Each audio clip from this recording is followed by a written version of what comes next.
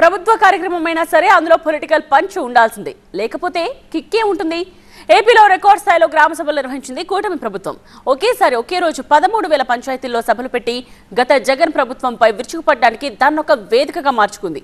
అందుకే గ్రామ సభల ద్వారా వైసీపీకి ఇచ్చిన కౌంటర్ ఏంటి?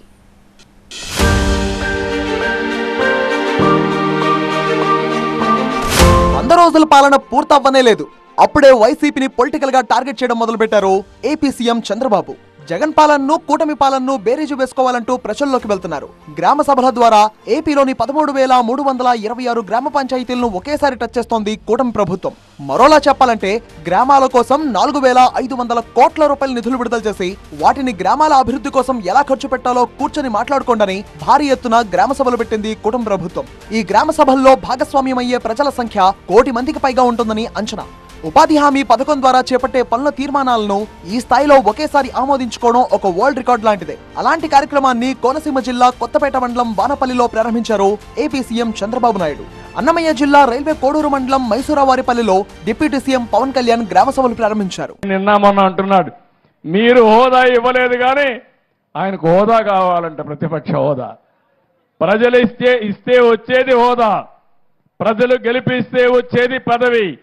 అట్లా కాకుండా దబాయిస్తేనో నేరాలు చేస్తేనో బెదిరిస్తేనో వచ్చేది కాదు. అవునా కాదా అని మిమ్మల్ని అడుగుతున్నా.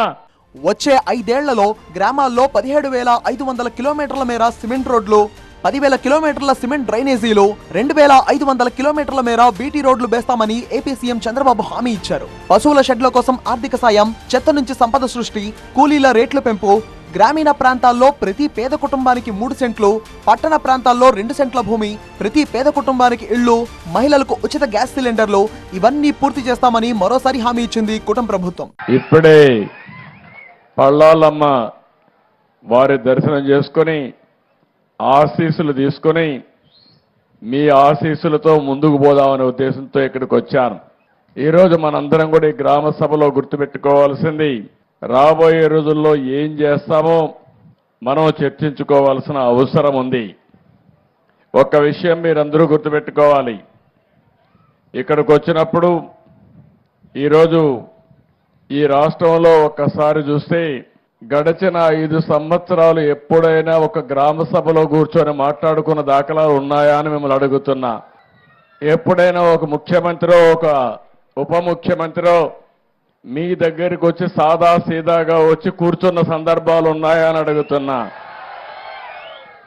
ఆ రోజు మీరు చూస్తే ముఖ్యమంత్రి వస్తున్నాడంటే మొత్తం చెట్లన్నీ నరికేయాలి. ఇక్కడికి వచ్చుంటే ఈ పళ్ళాలమ్మవారి దేవాలయంలో మొత్తం చెట్లన్నీ నరికేసేవాడు. అవునా కాదా గుర్తు తెచ్చుకోమంటున్నా. ఆయన వస్తున్నా అంటే పరదాలు కట్టేయాలి. అదే సమయంలో అందరి ఇళ్ల దగ్గర అరెస్ట్ చేసేయాలి, ఎవరు బయట రాకూడదు. ఈ ప్రాంతం అంతా స్కూల్స్ అన్ని మూసేయాలి.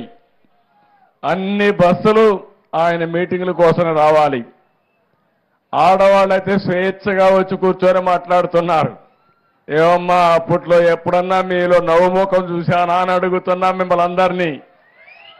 ఏపీలో పంచాయతీరాజ్ వ్యవస్థను మరింత బలోపేతం చేసే దిశగా అడుగులు వేస్తోంది కూటమి ప్రభుత్వం. నిజానికి 70% సర్పంచులు వైసీపీకి చెందిన వారే. టీడీపీ, జనసేన, బీజేపీ సర్పంచులు 30% ఉంటారని అంచనా. అయినా సరే గ్రామాలను అభివృద్ధి చేయాలి అనే లక్ష్యంతో రాజకీయాలను పక్కన పెట్టేశారు పవన్ కళ్యాణ్. మేము రాజకీయాలకు అతీతంగా చేస్తాం అని చెప్పడానికి ఒకటే ఒక కారణం ఏంటంటే 13,326 పంచాయతీల్లో తెలుగుదేశం సర్పంచులు కానీ జనసేన సర్పంచులు కానీ అందరూ కలిపితే 3వ వంతు ఉంటే ఎక్కువ. 70% అందరూ వైసీపీ తరఫున పోటీ చేసిన సర్పంచ్లే. అయినా కానీ వాటిని దాటి అన్ని పంచాయతీలకి 10,000 రూపాయలు 25,000 రూపాయలు పంచాం. ఇది మా చిత్తశుద్ధి గ్రామాల వైపు. అంతేగాని ఎవరు దాన్ని అసారథ్యం వహిస్తున్నారు కాదు, మన గ్రామాలకి ఏం కావాలి అని ఆ చిత్తశుద్ధిని చూపించడానికి. అవసరమైతే గూండా యాక్ట్ తీసుకొస్తామంటూ సంచలన స్టేట్మెంట్స్ ఇచ్చారు డిప్యూటీ సీఎం పవన్ కళ్యాణ్. ఇకపై ప్రభుత్వ భూములను కబ్జా చేస్తే ఊరుకునేదే లేదని హెచ్చరించారు. అద్భుతాలు చేయడానికి చేతిలో మంత్రదండం లేదనే మాట మరోసారి గుర్తు చేశారు పవన్ కళ్యాణ్. కానీ ప్రజలకు మంచి చేయాలనే నిబద్ధత గుండెల నిండా ఉందన్నారు ఆయన. ప్రజల కోసం కూలీలా పనిచేసేందుకు తాను సిద్ధమని స్పష్టం చేశారు. అసలు ప్రభుత్వానికి ఆస్తులు ఉండాలి కదా.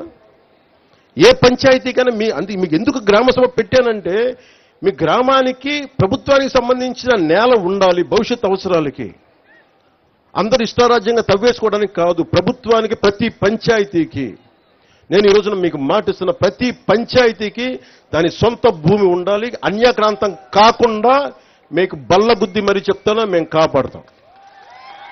అవసరమైతే ప్రభుత్వ భూముల్ని కబ్జా చేసే వాళ్ళకి ప్రత్యేకంగా కొత్త గుండా యాక్ట్ కూడా ఓపెన్ చేస్తాం.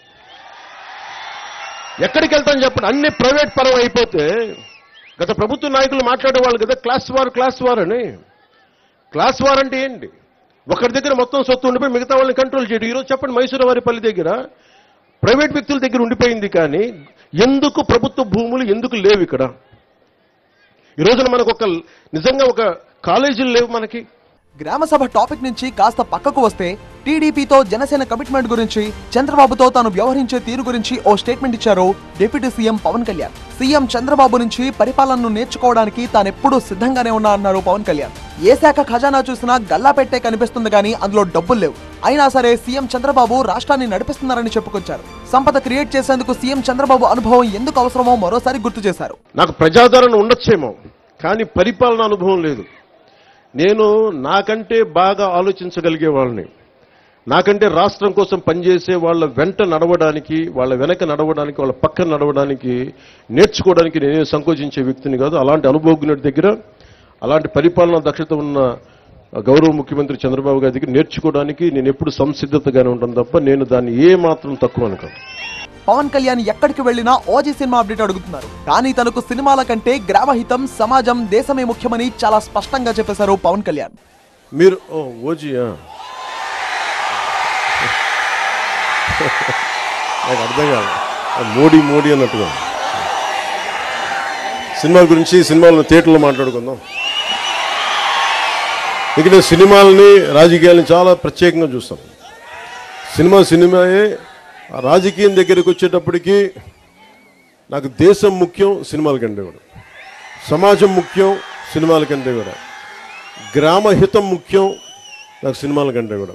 అన్నం పెట్టే రైతు బాగుంటే అన్నీ బాగుంటాయి. అలాగే గ్రామాలు పచ్చగా ఉంటే దేశం పచ్చగా ఉంటుంది. అందరి దగ్గర డబ్బులు ఉంటేనే సినిమాలు ఆడతాయి. అందుకని ముందు గ్రామాలు పచ్చగా ఉండాలని కోరుకునేవాడు.